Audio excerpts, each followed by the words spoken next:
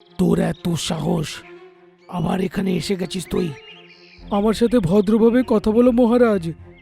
যদি আমি চাই তোমাকে এক্ষুনি পাথর বানিয়ে এই জঙ্গলে রাজত্ব করতে পারি আমি। এটা বলে কালু কাক একটা গাছে গিয়ে নিজের ঠোঁট ছুঁইয়ে দেয়, আর পরক্ষণেই সেটা পাথরের হয়ে যায়। এটা দেখে সবাই ভয় পেয়ে যায়।